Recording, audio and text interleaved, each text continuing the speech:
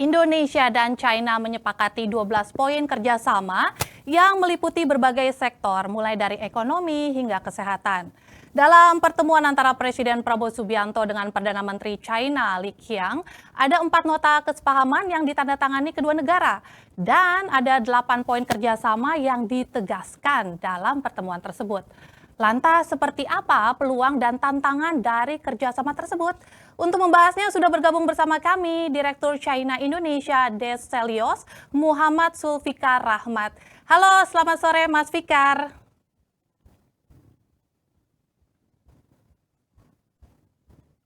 Ya Mas Fikar, tampaknya masih ke-mute, bisa mendengar suara saya?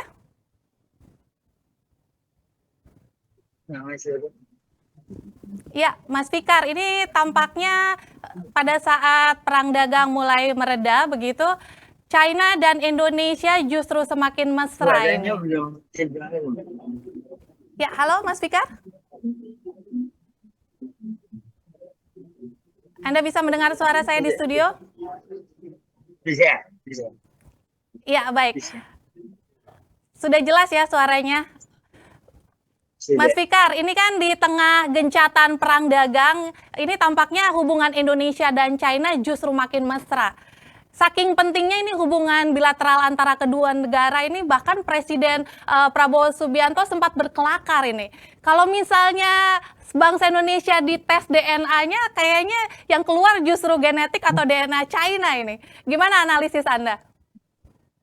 Ya betul Mbak, kalau kita melihat memang selama beberapa tahun belakangan ini, 10 tahun lah, sejak periode kedua Pak Jokowi, memang hubungan antara Indonesia dan China semakin dekat gitu ya, baik di sektor perdagangan maupun investasi.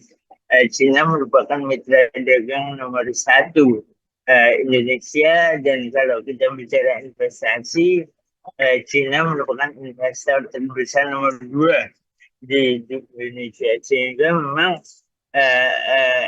ada kedekatan dari dua negara yang tidak bisa kita pungkiri selama 10 tahun belakangan ini. Sampai-sampai beberapa analis melihat bahwa Indonesia secara ekonomi sudah bergantung dengan China.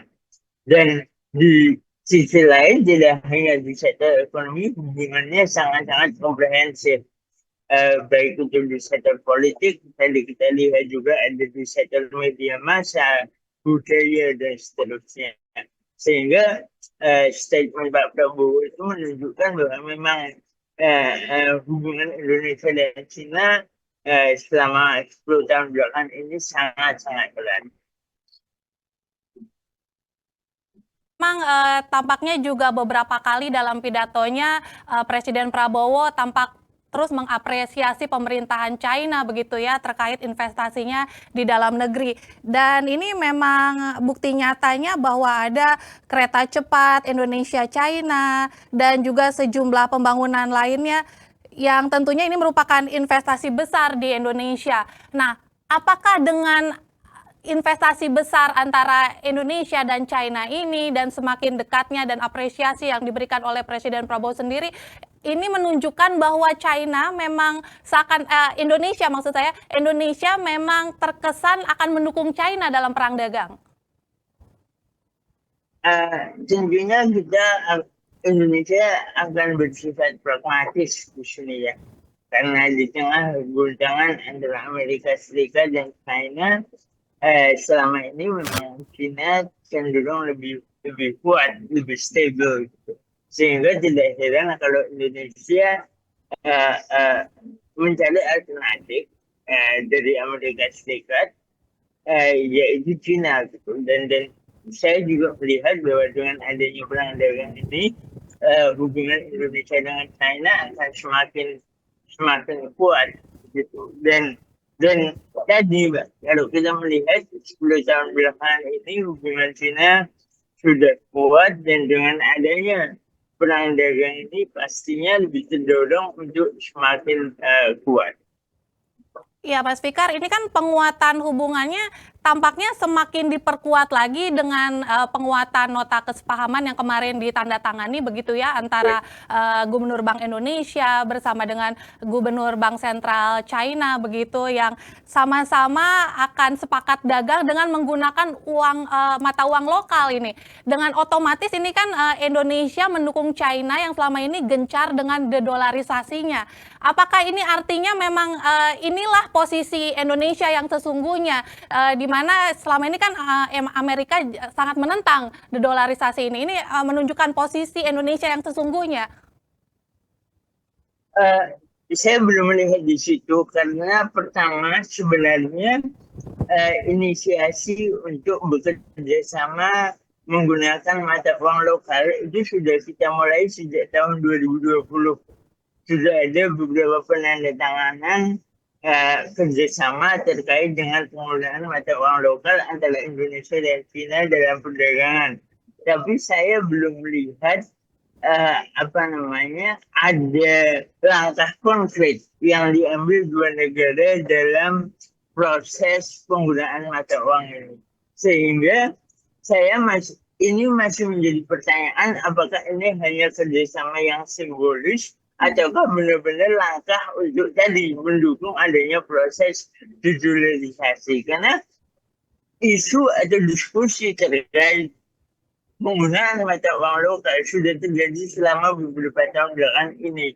Tetapi belum ada langkah yang konkret dari kedua negara untuk benar-benar menggunakan mata uang lokal dalam perdagangan mereka. Sampai ini memang nantinya akan diterjemahkan dalam langkah yang konkret, baru kita bisa bilang posisi Indonesia berada di mana dalam proses dedolarisasi ini. Ya, tapi kalau kita melihat sebenarnya hubungan antara Indonesia dengan China dan juga dengan Amerika pada saat Indonesia berada di tengah-tengah, sebenarnya hubungan dagang dengan Indonesia dan China ini lebih menguntungkan ke sisi China ya, karena kan kalau misalnya dilihat dari surplus perdagangan saja, ini sebenarnya China yang justru menyumbang surplus perdagangan yang cukup besar untuk Indonesia. Bahkan kalau misalnya kita lihat dari ekspor Indonesia ke Tiongkok juga sepanjang tahun 2024 ini bisa mencapai 62,43 miliar US dollar ini, dan bahkan China juga menjadi salah satu investor terbesar ketiga untuk Indonesia setelah Singapura dan Hong Kong. Nah, kalau misalnya sebenarnya kan ini hubungan dagangnya lebih menguntungkan kalau Indonesia lebih condong ke China seperti itu. Tapi bagaimana nanti ke depannya hubungan Indonesia, China dan Amerika ke depannya? Betul, Mbak. Kalau saya melihat secara garis besar hubungan Indonesia dengan China, terutama hubungan ekonomi, masih menguntungkan China. Tidak hanya dalam konteks surplus perdagangan, tapi juga dalam konteks investasi. Di mana misalnya dalam beberapa investasi, terutama di sektor pertambangan nikel, dampak lingkungan, dampak sosial itu lebih banyak negatif daripada positifnya, begitu.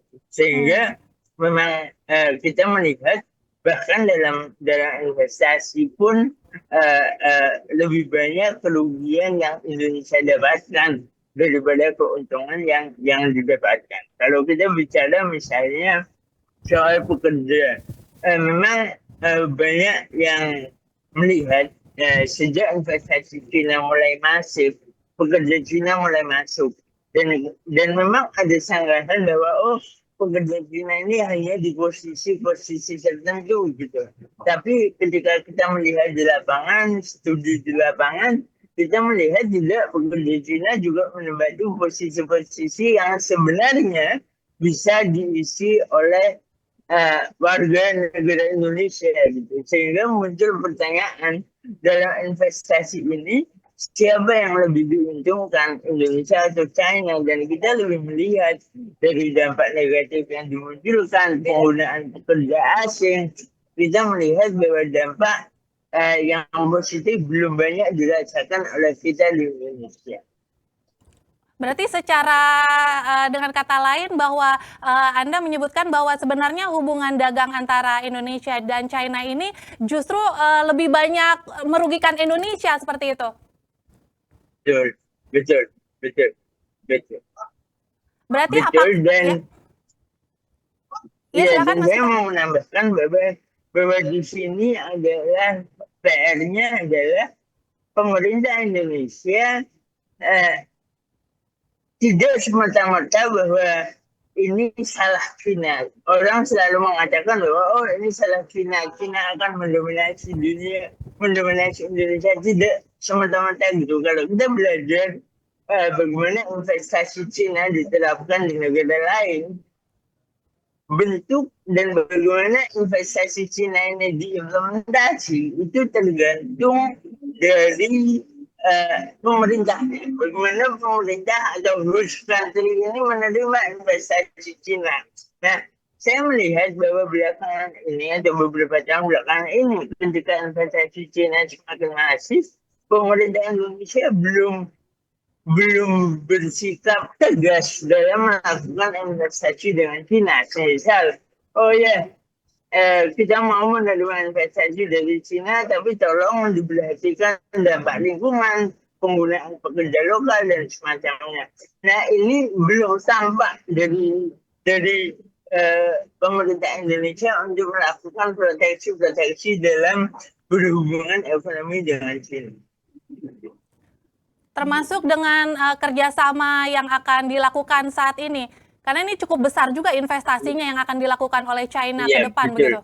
betul, Ya. betul, Problematika betul. ini So, masih ya, menjadi PR besar begitu ya. ya, ini menjadi PR besar dan kita masih kalau kita melihat pengalaman sebelumnya di investasi lain, saya melihat ini masih menjadi PR bagi pemerintah Indonesia untuk memastikan bahwa investasi dari China ini bermanfaat tidak hanya untuk China tapi untuk masyarakat secara luas.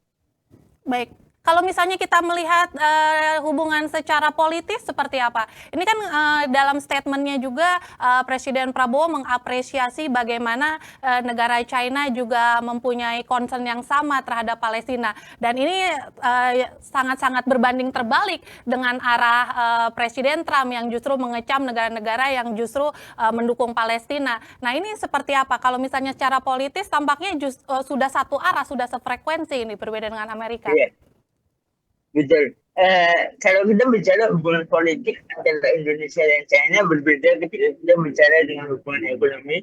Seperti yang tadi Mbak sudah sampaikan, banyak kesamaan yang bisa kita gagas dan kita tidak lanjuti, terutama dalam isu Palestina. Selama ini China juga mencoba untuk menjadi mediator di konflik Israel-Palestina dan kalau dibandingkan dengan Amerika Serikat, kita melihat bahwa China ini bisa menjadi mediator yang lebih efektif. Kenapa? Karena China tidak punya sejarah agresif di Timur Tengah dibandingkan Amerika Serikat dengan keterlibatannya di perang Irak misalnya atau kurang seimbangnya kebijakan Amerika dalam konflik Israel-Palestina, di mana Amerika lebih condong mendukung Israel misalnya. Nah, China ini mencoba untuk menjadi aktor yang netral, sehingga saya melihat dalam konteks konflik Israel-Palestina ada sinergi yang bisa dikuatkan oleh Indonesia dan China.